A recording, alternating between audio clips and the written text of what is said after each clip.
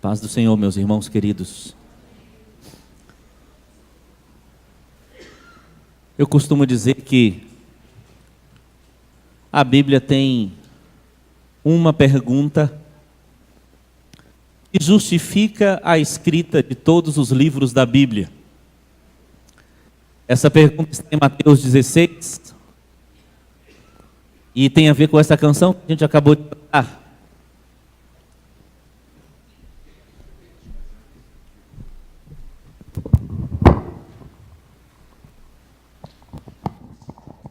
Tem a ver com essa... Me ouvem bem? Aí atrás? Ouve bem? A pergunta é aquela que Jesus fez aos discípulos. Quem as pessoas dizem que eu sou? E depois ele volta para os discípulos e diz: quem vocês dizem que eu sou? Essa é a pergunta mais importante da Bíblia. Quem é Jesus? Ou quem é o nosso Deus? Você sabe quem Ele é? Queria que você pensasse nessa pergunta. Você sabe quem é o nosso Deus?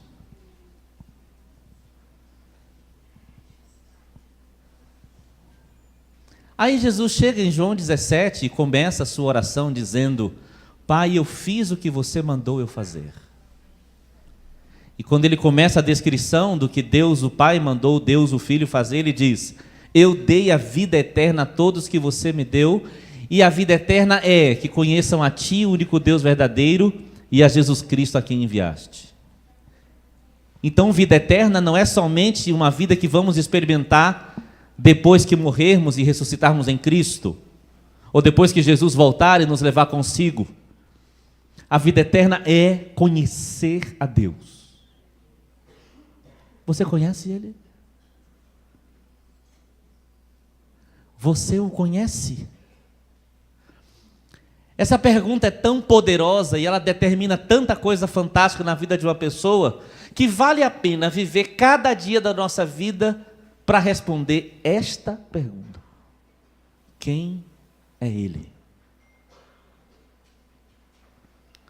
Quando eu tinha 13 anos, já era batizado desde os 8, já tinha experimentado uma conversão genuína, mas eu enfrentei uma crise maravilhosa, porque a religião estava muito presente na minha vida, e eu não queria mais religião, eu estava muito enjoado.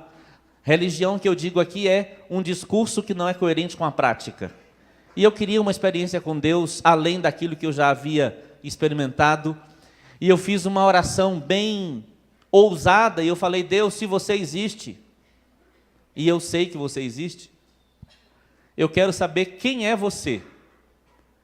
Irmãos queridos, aquela pergunta modificou a minha história, me guardou durante toda a minha adolescência e tem me guardado até hoje. Dedicar cada dia da nossa vida para responder a esta pergunta é maravilhoso, poderoso, nos protege e nos dá vida abundante. Quem é Ele? E nesta canção a gente ouviu a irmã autora perguntando quem é este que faz, e todas as obras dele menos nos respondem, mais nos surpreendem e mais nos dão vontade de continuar perguntando. Porque quanto mais eu perguntar, mais ele vai querer responder. E cada resposta que ele der vai me dar mais vontade de continuar perguntando. Eu queria que esta pergunta dirigisse nossa conversa nesta manhã. Quem é Ele? Quem é o nosso Deus? Tem uma pergunta que nos dias atuais as pessoas se fazem muito. As livrarias estão cheias de livros para responder esta pergunta, que é a pergunta: quem é você? Ou quem sou eu? Muita gente quer essa resposta. A pessoa entra em crise consigo mesma, achando que a resposta está nela mesma. E ela procura no próprio coração as respostas para a pergunta: quem sou eu? E ela está perguntando a um cara enganoso e desesperadamente corrupto, que é o coração do homem. E ela nunca vai saber quem ela é. E ela fica perguntando: quem sou eu, quem sou eu, quem sou eu? E vivendo em torno de promover a sua individualidade. E ela não tem a resposta, e ela permanece carente, mesmo que ela seja um buraco negro sugando de todo mundo alguma coisa que alimente ela nesta dúvida: quem sou eu? Eu quero me encontrar. A proposta do Senhor não é que a gente faça esta pergunta: Deus, quem sou eu? A proposta dele é que a gente faça a pergunta: Deus, quem é você? Mas tem uma coisa interessante: quando Deus responde para você, e você responde para Ele quem Ele é, Ele te diz quem é você. Porque quando Pedro respondeu, e Pedro disse em Mateus 16, Jesus, tu és o Cristo, o Filho do Deus vivo, aí Jesus se volta para Pedro: também eu te digo, tu és Pedro. Então a resposta para a pergunta quem sou eu está implícita na resposta à pergunta quem Ele é.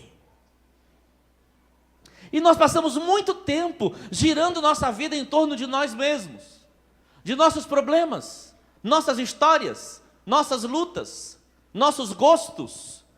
Mas nós deveríamos fazer nossa vida girar em torno daquele que é o centro do universo, amém? Quem é? Jesus. Porque dele, por meio dele e para ele são todas as coisas. Eu quero enfatizar nesta manhã uma maneira que Deus usa para responder esta pergunta. Com certeza Deus responde esta pergunta para nós no nosso relacionamento com Ele, na nossa vida de oração, na nossa leitura da palavra. Irmãos, é fantástico quando a gente lê a Bíblia, e a Bíblia deixa de ser um livro para nós, e ela passa a ser uma manifestação da voz de Deus para nós, e a gente conhece Deus pela Escritura. É maravilhoso ler a Bíblia inteira, sistematicamente.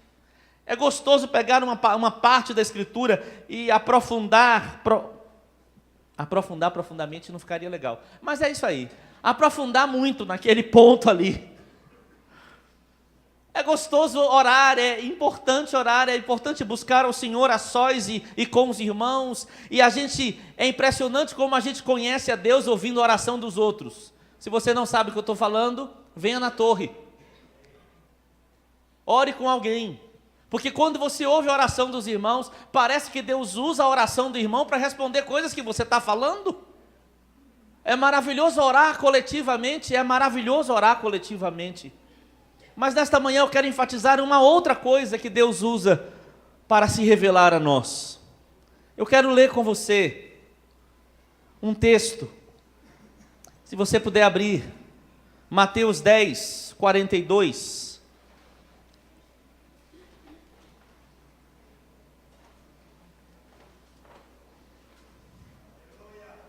Aleluia.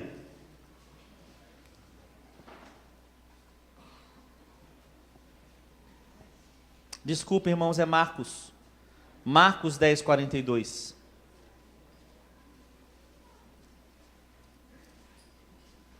Eu tirei o óculos para ler, então aconteceu isso.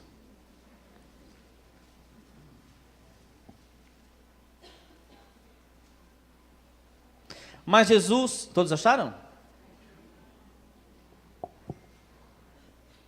Mas Jesus, chamando-os para junto de si, disse-lhes: Sabeis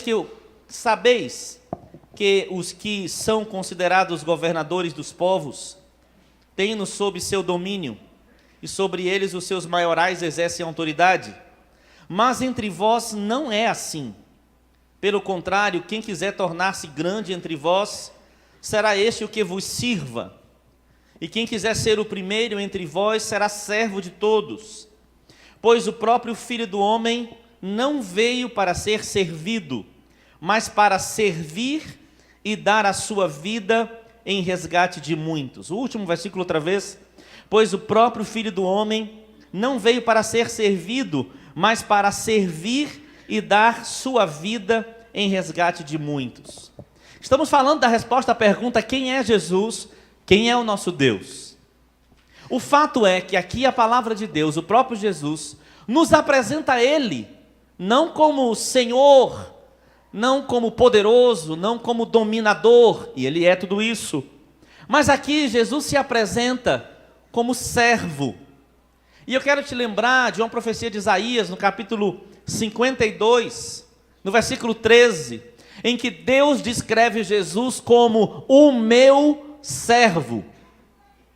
Você já viu Jesus como servo? Você já viu Jesus servindo alguém? Eu estava ali na adoração e Jesus me fez essa pergunta. A pergunta não, ele me falou assim claramente e eu fiquei muito emocionado, porque ele disse: Tony, vocês precisam me ver servindo alguém.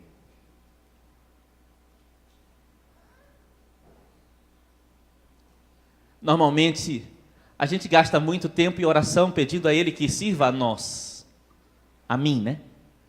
Senhor, por favor, eu preciso.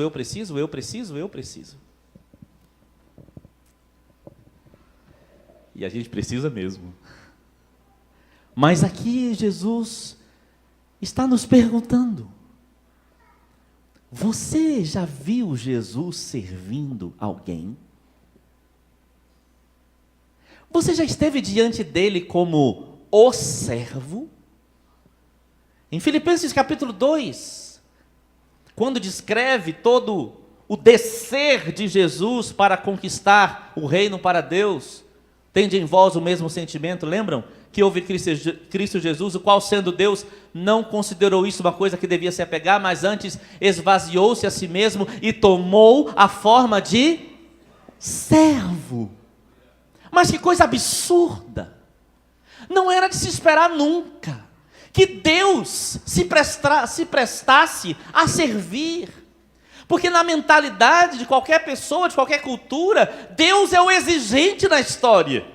Deus é o cobrador da relação. E aqui temos um Deus que se apresenta dizendo: o Filho do Homem não veio para ser servido, aleluia, mas ele veio para servir e dar a sua vida em resgate de muitos. Então agora, quando perguntamos: Jesus, quem é você? Ele responde: eu sou o servo. E para conhecer esse Jesus, nós precisamos perceber que em muitos momentos da nossa história, Deus nos colocará diante de situações onde Ele vai servir alguém através de nós, e nós vamos enxergá-lo lindo, poderoso, misericordioso, fantástico, enquanto Ele serve alguém através de nós. Você já passou por essa situação? Você já viu? Eu vou repetir essa pergunta muitas vezes, me perdoe, mas Jesus me fez, eu vou repetir. Você já viu Jesus servindo alguém? Uma das histórias que mais me impactou da minha história com Deus foi quando Deus nos levou a servir em uma clínica que recebia famílias cujos filhos ou filho estava com câncer, parecido com o Grendac aqui de Jundiaí, mas isso foi em Salvador. E eu tive que, com a equipe de jovens, ir até aquele lugar. E a gente viu muita situação difícil, ouviu muita mãe chorando. E naquele momento Deus me tratou profundamente. Porque é muito gostoso estar diante de pessoas que estão passando situações maravilhosas e celebrar as coisas que Deus já está fazendo. Mas naquele momento Deus queria me ver enxergando Ele no sofrimento dos outros. E naquele lugar eu percebi como Deus sofre. Deus não está indiferente ao sofrimento dos outros. Deus sofre. E outra vez que Deus me levou a evangelizar uma pessoa que estava drogada, e que tinha, já contei essa história aqui para os irmãos, e tinha quebrado a casa toda, e Deus me manda entrar na casa do cara e pregar o evangelho para ele, depois que ele faz uma arruaça na própria casa. E ali eu vi que Jesus é muito poderoso, e Ele se revelou para mim como alguém que não tem medo de se aproximar do serviço, porque os riscos do serviço valem a pena. Porque os riscos do serviço valem a pena, porque durante o serviço Ele se apresenta a nós. E esse é o tema dessa palavra desta manhã. O serviço é o cenário da revelação de Deus a nós. Quanto mais a gente serve, mais a gente na verdade vê Ele servindo, porque na verdade é Ele que faz tudo, é ou não é? E quando a gente se propõe a servir alguém, servir os irmãos e gastar nossa vida em favor da necessidade do outro, a gente vai percebendo quem Ele é. Eu lembro de uma vez que eu fui aconselhar uma pessoa, não era da igreja, estava com uma vida completamente destruída. Eu não vou contar detalhes aqui, porque talvez alguém conheça, mas uma pessoa com a vida completamente destruída, e quando eu fui conversar, eu lembro que eu estava chegando na casa dela, morava numa zona meio rural, estrada de terra, e eu falei assim: Senhor, eu não faço a menor ideia do que eu estou fazendo aqui, porque na minha cabeça aquele era um caso perdido. Essa pessoa não quer nada, Senhor, mas o Senhor queria que eu fosse até a casa daquela pessoa. E aí eu sentei na frente daquela pessoa, e como um download imediato, Deus me deu uma palavra para aquela pessoa, que se eu fosse Ele, eu não daria.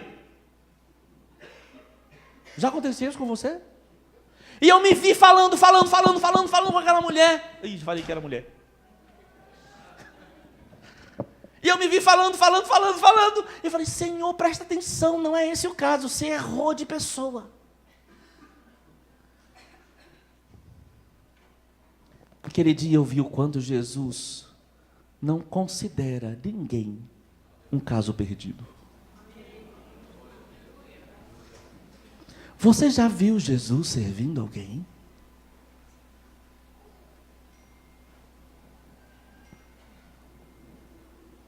E aquela vez que eu fui da África, me preparei todo, um monte de palavra, papel, cartaz, para pregar. E aí o missionário que nos recebe manda eu fazer com outros pastores uma casa para uma velhinha. Aquela foi uma bomba.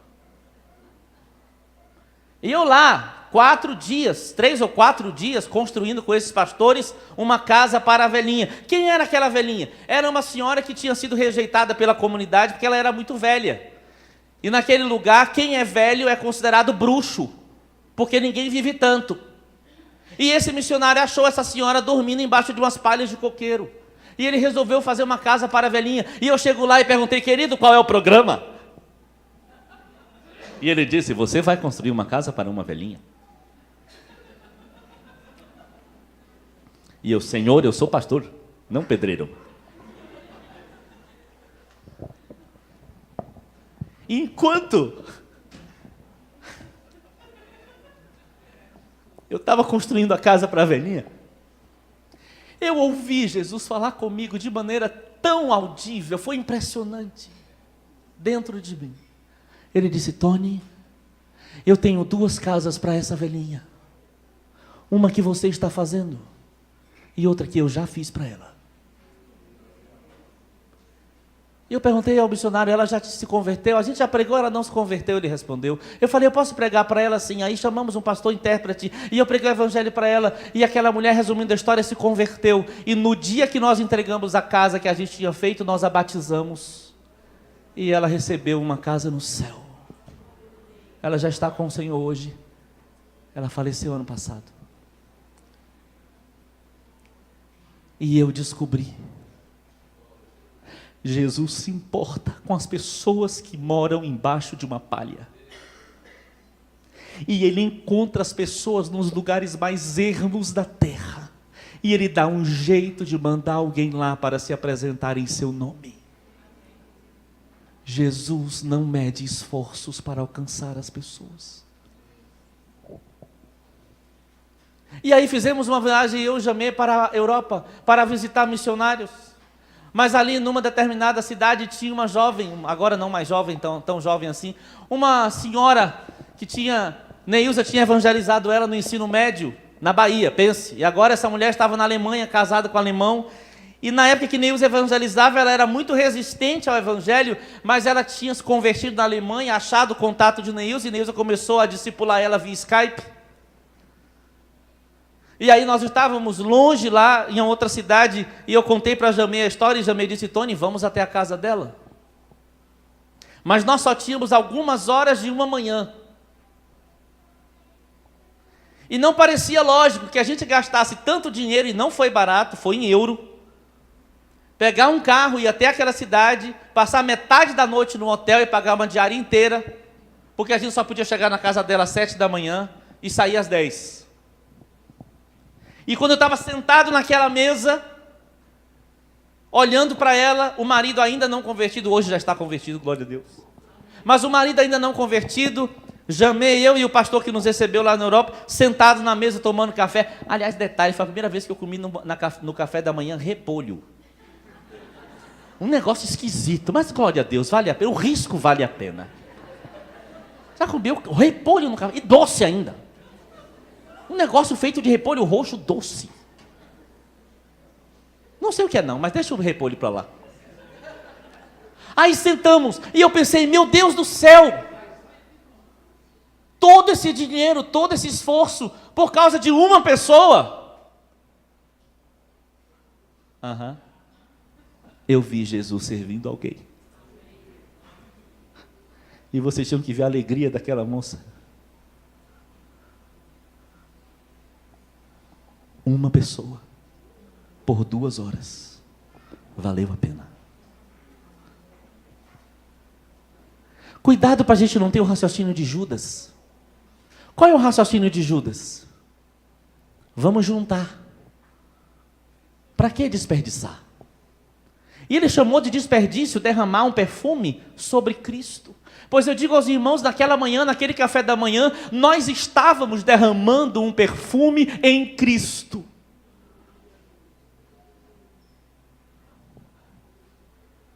Você já viu Jesus servindo alguém?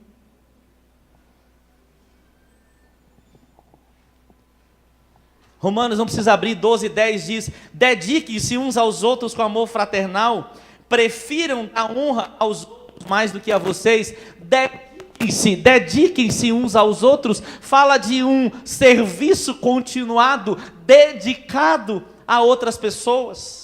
Em Gálatas 5:13 diz: irmãos, vocês foram chamados para a liberdade, mas não usem a liberdade para dar ocasião à vontade da carne. E eu quero fazer referência a uma fala de Marion maravilhosa semana passada, quando ele disse que carnalidade é dividir, é fazer algo contra o irmão. E aqui está uma confirmação disso. Ele diz: não usem da liberdade para dar ocasião à vontade da carne, ao contrário, sirvam uns aos outros mediante o amor. Então o que é o contrário de dar ocasião à carne nesse texto? Servir.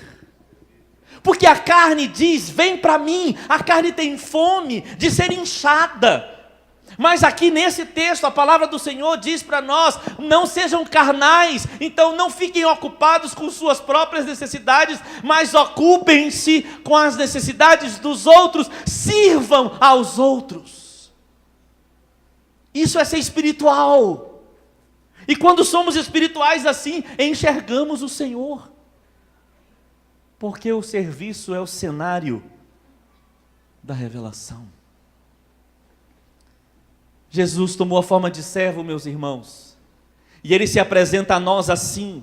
E quando diz o texto que ele tomou a forma de servo, em Filipenses 2, a palavra é doulos. A palavra doulos significa dedicado ao próximo, mesmo em detrimento dos seus próprios interesses.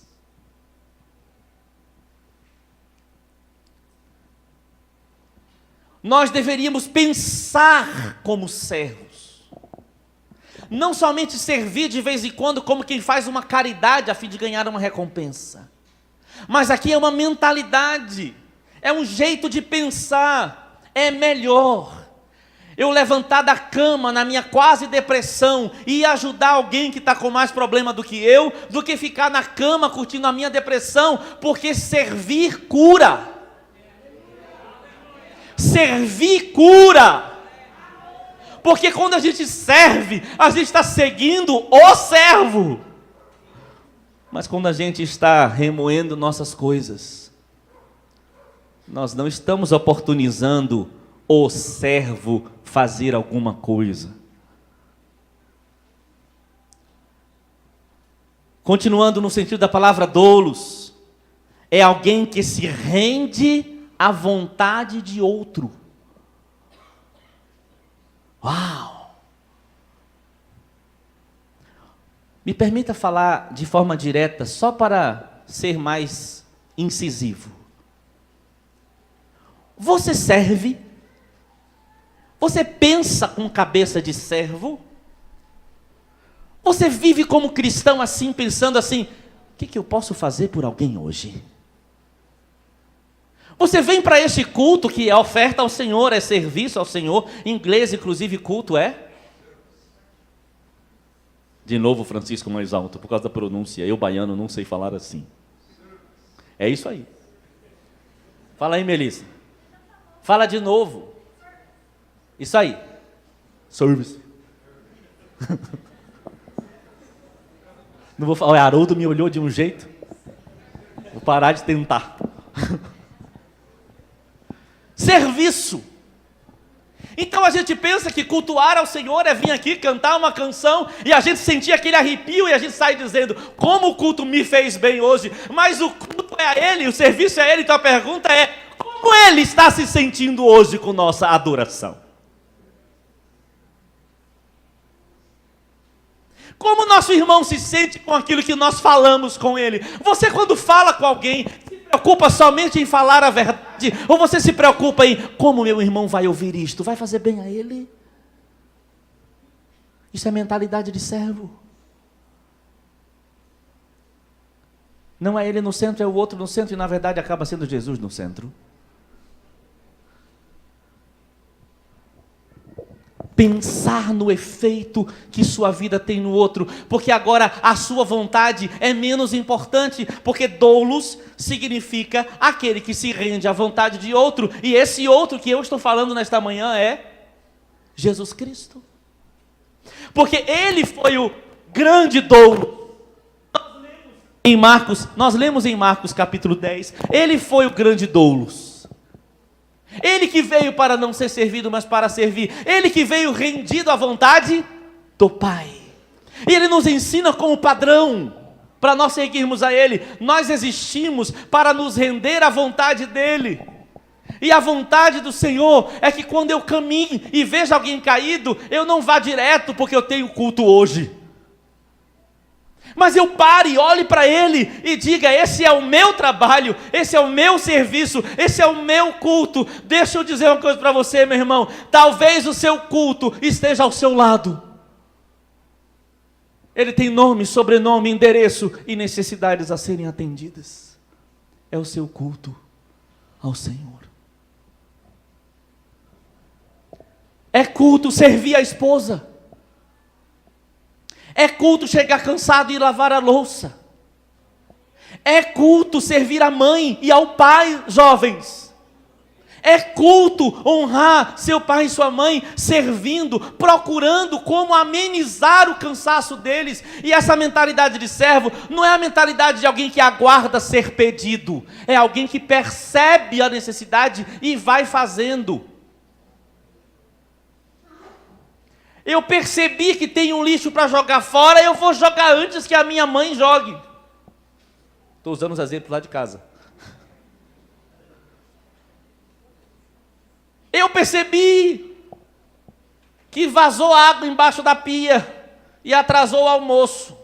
Lá em casa aconteceu isso esse ano umas 10 vezes. Não atrasou o almoço, porque minha mulher é ninja, mas vazou água embaixo da pia. E eu tive que dar um jeito, estou exagerando, umas par de vezes. É culto servir a sua família. É culto chegar no primeiro domingo do mês aqui, não para comer o café da manhã posto na mesa, mas trazer algo do seu melhor para pôr à mesa. Mentalidade de servo. Não levanta a mão. Quem já fez isso? Passou o sábado preparando uma iguaria matinal com este pensamento, Senhor, vou te servir amanhã.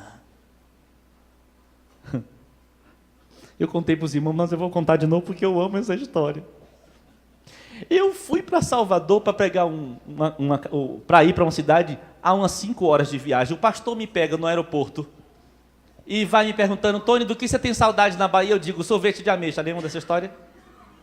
Sorvete de ameixa, que minha mãe levava eu para tomar lá em tal sorveteria. E aí eu falo com ele sobre o sorvete de ameixa, chego em cima da hora já do culto, para pregar. Sem saber de nada, a esposa dele vem e diz: Tony, uma irmã teve aqui distante e me deixou um sorvete de ameixa de presente para você. Meu Deus! O pastor olha para mim e dá risada, e ela conta, ela disse que estava orando, porque essa irmã, o marido dela proíbe ela de ir aos cultos, mas ela não deixa de cultuar. Sabe como ela cultua? Ela pergunta a Deus que comida fulano gosta e leva na casa da pessoa, depois de horas de oração, para saber o que fulano gosta. E ela estava orando pelo pregador que vinha no final de semana, e Deus disse a ela: olha a frase, a irmã me contou a frase, Tony, a irmã disse assim, que era para ela fazer sorvete de ameixa, porque você é o menino dele. Morra de inveja agora, vá. Tenha não, todos nós somos meninos dele, fique tranquilo. Só que o menino fazia referência a quando eu era menino e que minha mãe me levava ao sorvete, entendeu? Então só eu ia entender aquilo, aquela fala, aquela frase específica.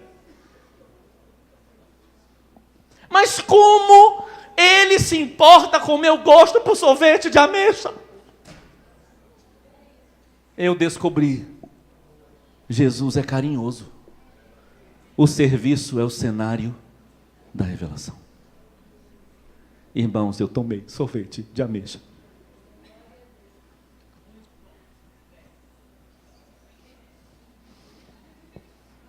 Mas eu descobri uma coisa: eu não posso falar o que eu gosto de púlpito, porque aí eu constranjo os irmãos a me servir. Isso não é o plano é eu servir os irmãos. Mas não precisa trazer não. Eu contei essa história lá no Acre. Na última noite, na última reunião, me chega um irmão no final da reunião com um pote desse tamanho de sorvete de ameixa. E eu tive que comer o sorvete de ameixa antes de entrar no avião. Claro que eu não achei ruim, mas o plano não é ser servido. Eu preciso aprender a fazer sorvete de ameixa para fazer para você, né? Amém? Nossa, Fran, me senti intimado agora.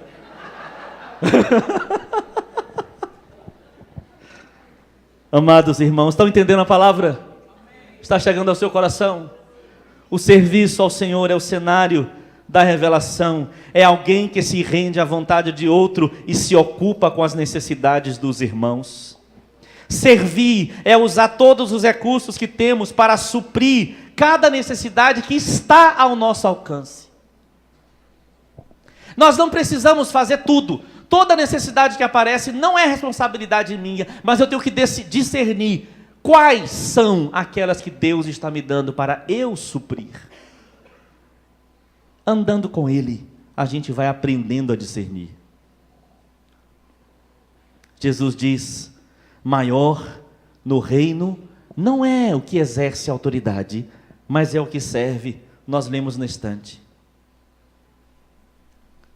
Há um texto em Romanos 1,14, que eu gosto muito, e para mim ele é um texto ainda velado. Me falta mais revelação sobre ele, mas eu vou citar para você. Quando Paulo diz: eu sou devedor a gregos, judeus, a todo tipo de gente. A gente costuma pregar que a dívida está paga, e a dívida do pecado está paga. Mas ele diz em Romanos 1,14, eu sou devedor. Do que ele estava falando? Depois você lê lá o texto. Ele está falando sobre a responsabilidade dele de pregar o evangelho. Sabe o que é ser devedor nesse caso? É o seguinte: você tem um valor que não te pertence. Diga amém. Amém. Creia, você tem um valor que não te pertence. Amém? Um valor eterno. Enquanto você não dá esse valor para quem deve ser dado, você está em dívida. Você tem o evangelho para anunciar, amém? E não é seu. É o evangelho de Cristo. Enquanto você dá o evangelho, você está usando essa prerrogativa. Aquele que me alcançou tão abundantemente me constrange a alcançar outras pessoas para Ele em seu nome. Eu queria que nesta manhã uma revelação enorme viesse sobre nós. Somos devedores. Semanas atrás liguei para um amigo querido, há muitos anos não vejo, mora em Fortaleza. Conversando com ele, ele me disse: Tony, estou perto de fazer uma cirurgia para tirar um câncer no duodeno. E eu fiquei muito alarmado com a notícia, e ele dando risada falou: meu irmão, fique tranquilo, eu estou no lucro. O normal seria alguém reclamar porque vai tirar um câncer no estômago, e aquele irmão dando risada. Fala assim: Tony, o tanto que Jesus já fez por mim, eu já estou no lucro, o que vier agora está bom para mim. Uau! Senso de devedor que nos faz ser gratos. O que Ele fez por nós foi tão maior. Agora eu quero tomar nesses últimos minutos a trajetória de um homem que eu admiro muito e não paro de estudá-lo, para te mostrar Jesus colocando esse homem dentro de cenários para revelar-se a ele de maneira completa. Vamos fazer uma pequena viagem à história do apóstolo Pedro. Primeiro cenário. Você conhece os textos, não vou abrir todos por causa do tempo. Mas é quando Jesus chama Pedro em Lucas capítulo 5. Ele estava consertando redes. E Jesus pede para usar o barco dele como palco, como púlpito para pregar à multidão. E aí Jesus fala para eles lançarem a rede. E eles pegam muitos e muitos peixes. Você lembra a reação de Pedro? Mestre, vai embora que eu não sou digno de você não. Olha o que você fez. Primeiro cenário, Pedro descobrindo que Jesus tinha poder para fazer coisas que ele, Pedro, não tinha poder de fazer. Você já descobriu isto? Que você não é tão poderoso assim? Que você não é tão capaz assim? E aí Jesus pega você e faz alguma coisa que você tentou fazer muitas vezes e não conseguiu. E aí Jesus, com uma palavrinha, faz. Eu já passei isso muitas vezes. Você fala uma coisa para um irmão, por exemplo, 10 anos. Um dia vem um pregador de fora e dá meia pregação. E ele fala: Tony, entendi tudo. E você diz: ah, tá.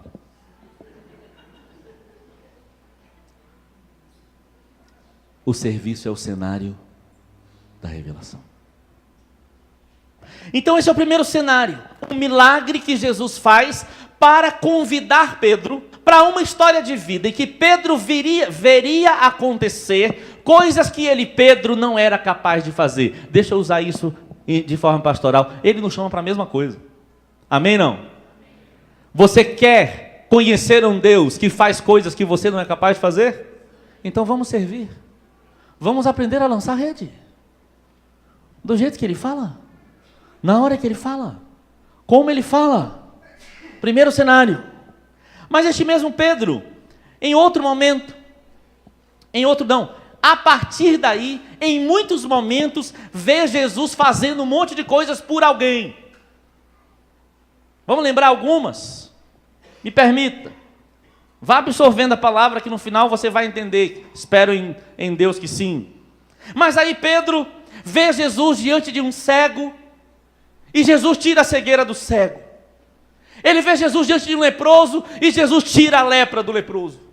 A necessidade do cego era ver, Jesus atendeu a necessidade do cego. A necessidade do leproso era ser curado da lepra, Jesus atende a necessidade do leproso. Eis o servo agindo.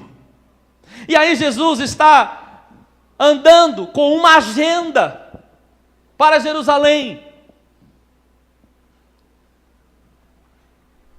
E aí vem uma viúva para a cidade de Naim, E aí Jesus vê essa viúva vindo, e ele para a agenda dele. Por que ele parou a agenda? Quem se lembra qual é a palavra que diz que o que Jesus sentiu na hora? Não, a viúva de Naim. Compaixão.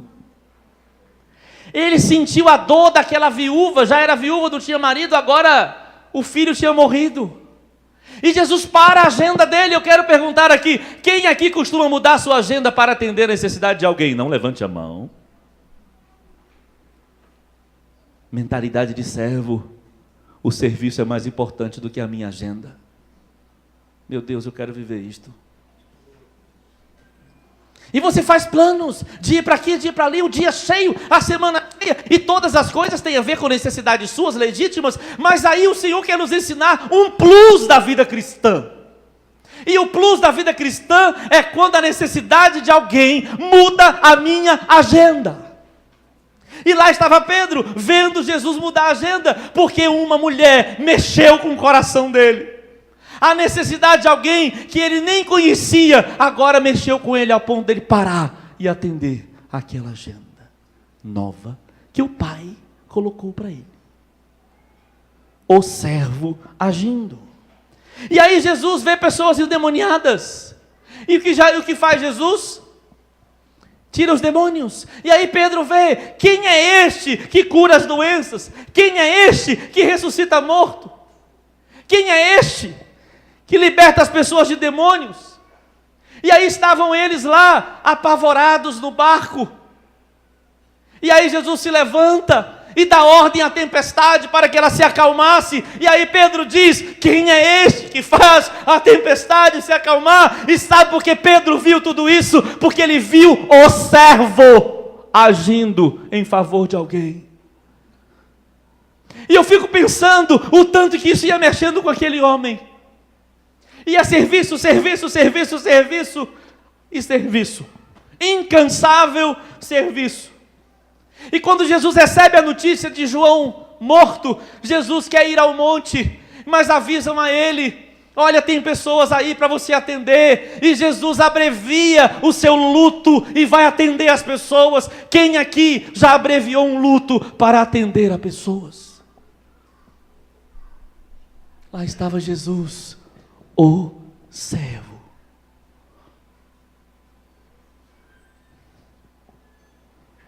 E aí chegam para ele com um paralítico, e lá está Pedro. E aí ele vê Jesus fazendo duas coisas maravilhosas ao mesmo tempo, e Jesus tem aquela fala, vocês acham estranho eu falar para ele que estão perdoados os seus pecados? Então, para que vocês creiam que eu posso perdoar pecados, eu vou dizer ao paralítico, levanta querido e anda. E lá está Pedro, agora ele também perdoa pecados enquanto cura o paralítico. Quem é este?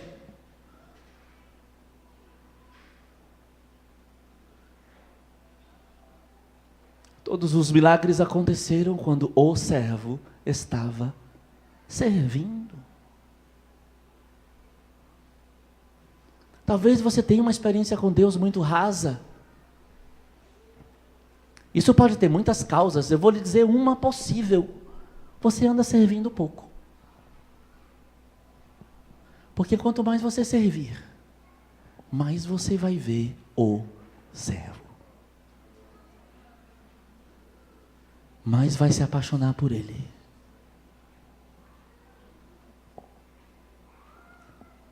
E lá está Jesus diante da mulher, pega em adultério. E Pedro, judeu, vê Jesus calando os fariseus por misericórdia de uma mulher. Então ele é misericordioso. O cenário da revelação é o serviço que o servo faz. Tem tanta coisa para citar aqui. Eu só queria que você lesse, quem sabe, os evangelhos, tentando encontrar o servo. Você vai ficar encantado. O Senhor dos senhores, o Rei dos reis, o Todo-Poderoso, gastou a vida dele servindo. E o serviço dele o levou à morte. Porque até a morte dele foi por serviço a nós.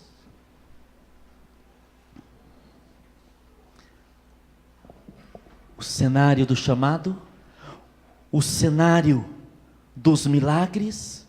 O terceiro agora é o momento em que Pedro é enviado. Em Lucas capítulo 9. Jesus envia os 12, e lá diz que Jesus dá instruções, e os 12 voltam e dizem para ele, e realizaram os milagres que Jesus realizou. Neste momento é quando Jesus diz, olha, eu não estou servindo, vão servir. E quando os discípulos foram servir, os milagres aconteceram, e mais de Jesus eles conheceram. Aí nós vamos para o capítulo 10 seguinte, quando Jesus não envia os 12, agora envia os 70, de 2 em 2. Lembram dessa situação? E Jesus dá instruções como entrar na casa, e aí quando esses voltam, eles voltam surpreendidos. É muito lindo isso no texto. Eles voltam: Senhor, uau! Em teu nome, até os demônios se submetem a nós.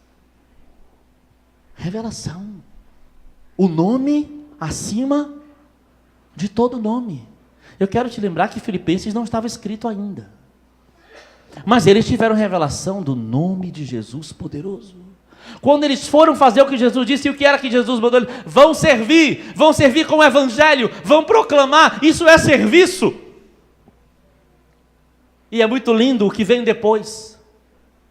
Quando Jesus, diz o texto, que fica regozijado e fala para o Pai: desculpa, mas eu sou meio... eu gosto de fazer imagens na minha cabeça. Aí Jesus volta dizendo assim: Pai, obrigado, porque você ocultou estas coisas aos sábios e entendidos e revelou aos pequeninos. Na minha cabeça é Jesus dizendo assim: yes, Pai, eles conseguiram. Que bom que eles conseguiram. Que bom que eles viram. Que bom que eles experimentaram o que o serviço é capaz de fazer enxergar. Você ocultou aos sábios e entendidos, mas revelou aos pequeninos. Eu te pergunto, você é um sábio ou um pequenino? Às vezes a gente é muito sábio, temos que virar pequeninos. Vou adiantar. Por último, o quarto e último cenário é o serviço. Vou te lembrar, João capítulo 13, não precisa abrir. Jesus apronta a ceia, e aí Jesus tem um diálogo com Pedro muito interessante. Por favor, meus irmãos, eu preciso de 5 minutos, pode ser? Mas 5 minutos com muita atenção, porque eu vou falar muita coisa em 5 minutos. Pedro está na mesa, Jesus na mesa. Todos esperam o doulos chegar. O que é doulos? Servo, escravo. Jesus se levanta da mesa, toma a posição de um servo e vai lavar os pés dos discípulos.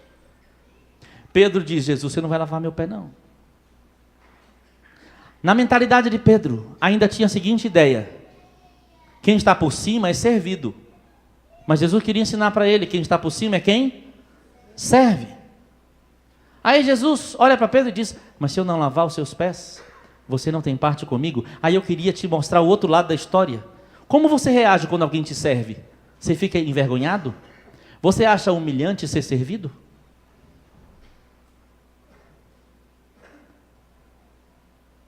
Espera lá, Jesus, você vai me servir? O que é isso? Talvez Pedro estivesse calculando: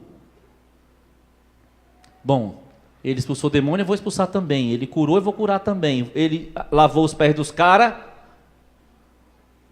vou ter que lavar também. Então, ter parte com Jesus implica em lavar os pés e deixar que alguém lave os seus pés. A gente costuma lavar pés em alguns momentos em que Deus nos fala alguma coisa, a gente quer fazer uma demonstração de carinho e de honra a alguém. Mas eu queria que você pensasse agora em termos práticos: o que é lavar o pé de alguém? O que é para você e eu lavarmos o pé de alguém? Não tem essa cultura na nossa... nós não temos isso na nossa cultura de chegar na casa e lavar os pés das pessoas. O que seria para nós lavar os pés? Servir. Com o quê? Com o que a pessoa precisa. Então, ao invés de você pegar uma bacia, uma toalha e lavar o pé de alguém, e não há problema nenhum em fazer isto, por favor, pense no que é, na prática, lavar os pés de alguém agora, hoje, nesta semana. Como você pode lavar os pés de alguém esta semana? Não compre uma bacia, não compre uma toalha. Perceba a necessidade daquela pessoa e se adiante em servi-la. Eu ouvi 2 amém. Então eu quero 2 testemunhos, teremos 2 testemunhos apenas? de alguma coisa que Jesus revelou, porque se você for fazer isto, Jesus vai se revelar mais a você, porque o cenário da revelação é o serviço. Último texto, eu quero abrir com você em João 21, por favor. Você se lembra como Jesus chamou Pedro? Sim ou não? Acabei de falar na estante. Qual foi o cenário do chamado de Pedro? Uma o quê? Fala, gente. Uma pescaria. Foi ou não foi? Aí Jesus fala para Pedro, vou te fazer pescador de homens. Jesus morre. Você se lembra o que Pedro fez com ele, lembra? Negou ele 3 vezes. Tendo dito na ceia, eu vou com você, Jesus, até na morte. Pedro não estava acostumado com a ideia de sofrer por amor, mas o serviço a Jesus teria implicações de sofrimento na vida dele. E aí nós vemos, isso é lindo. Aliás, irmãos, eu acho esse um dos textos mais lindos da Bíblia, me permita. 21 de João,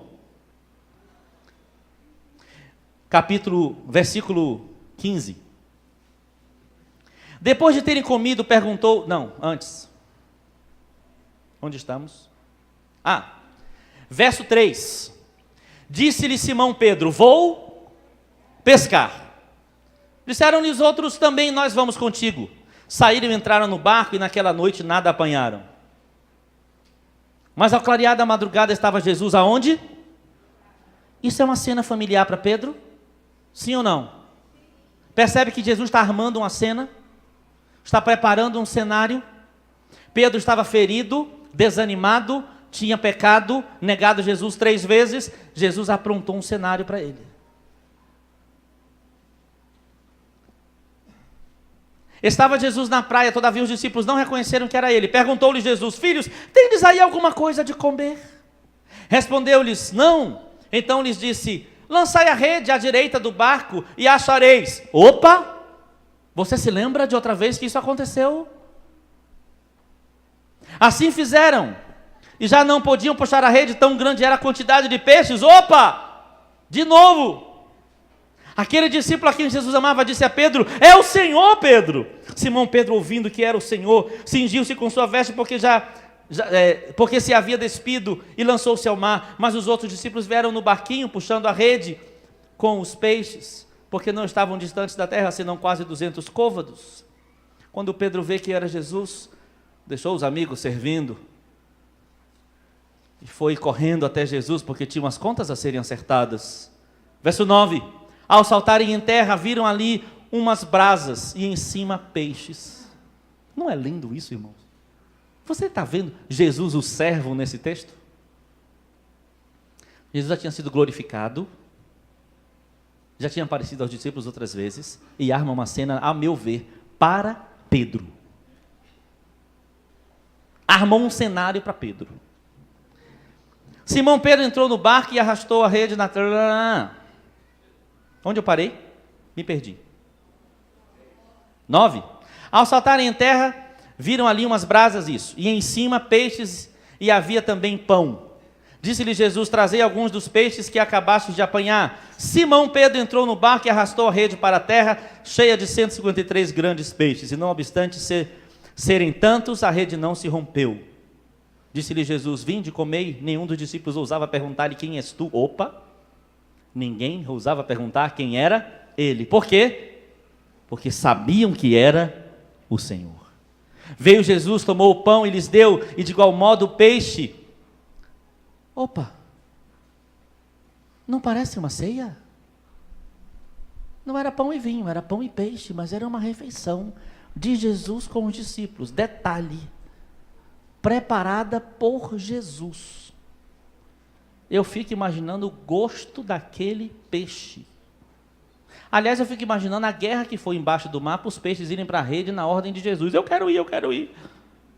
Mas isso é outra história. E lá estava Jesus com uma refeição preparada para Pedro e os outros. E já era, verso 14, essa terceira vez que Jesus se manifestava aos discípulos depois de ter ressuscitado entre os mortos. Depois de terem comido, perguntou Jesus a quem? A Pedro.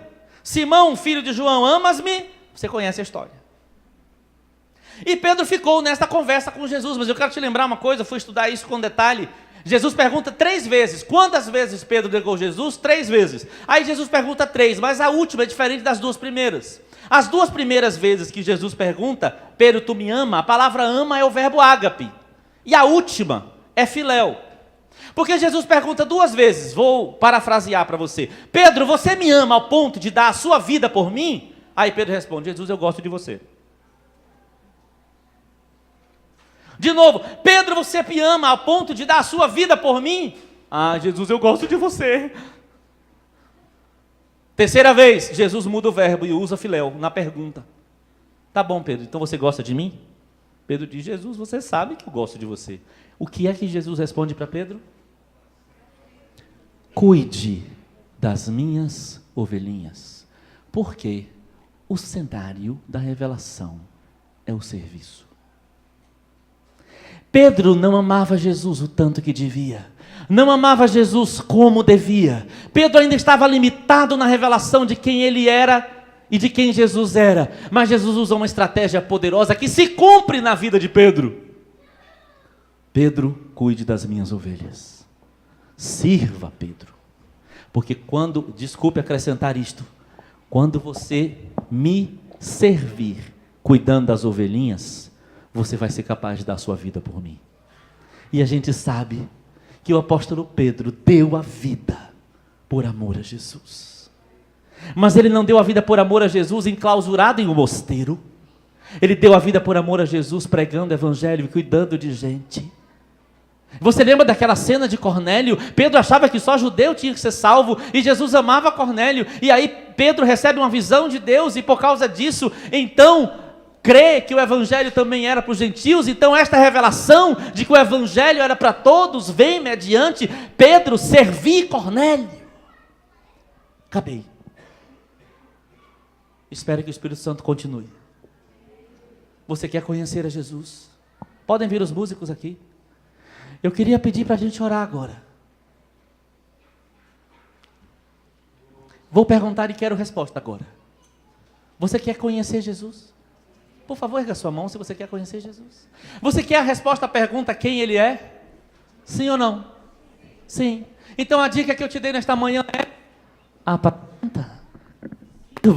Sirva, encontre. Irmãos, eu queria que você tomasse essa palavra como uma direção para o ano que vem, amém? Por favor, olhe sua agenda. Quanto tempo tem alguém interferindo na sua agenda? Quanto mais tempo tiver alguém que você está servindo na sua agenda, mais chance você vai ter de conhecer a Deus. Mais chance de revelações sobre Ele, amém? Procure as necessidades, procure na igreja, procure fora da igreja, procure na sua vizinhança, procure no seu trabalho, aonde tem uma necessidade, Senhor, que você quer que eu atenda. Quando você suprir essa necessidade, você vai ver o servo na sua frente. Eu pergunto, você já viu Jesus lavando os pés de alguém? Vai lavar, que tu vai ver. Fecha teus olhos um instante. Dá uma resposta pessoal ao Senhor. Dá uma resposta pessoal a Ele. O que vai fazer você com o chamado para servir? O que vai fazer você com o chamado para servir? O Senhor vai preparar cenários. O Senhor vai preparar situações. São situações de serviço. São situações de cuidado. Situações de apacentamento. Situações de socorro. Nessas situações você vai ver Jesus se revelar. Então seja ousado nesta manhã e dizer: Senhor, eu abro mão de pensar mais nas minhas necessidades do que na dos meus irmãos. Eu abro mão de viver muito voltado para mim mesmo. Eu quero servir. Eu quero aprender a ter compaixão. Pode abrir o coração, amado. Por favor, vamos derramar o coração. Ah, Senhor, livra-nos de qualquer mentalidade ainda individualista, egoísta, ou de uma mentalidade ainda medrosa a respeito do serviço. Livra-nos, Senhor, do medo dos riscos. Nós queremos nos arriscar na expectativa de te conhecer um pouco mais.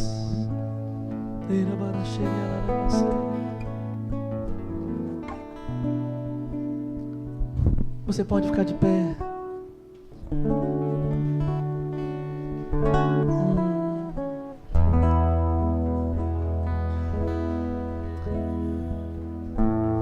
Há pessoas feridas aqui nesta manhã. Houve uma palavra de Deus hoje sobre isto. Fecha teus olhos, por favor. Todos fechem os olhos. Há pessoas feridas e as feridas estão abertas. Eu quero te dizer uma coisa.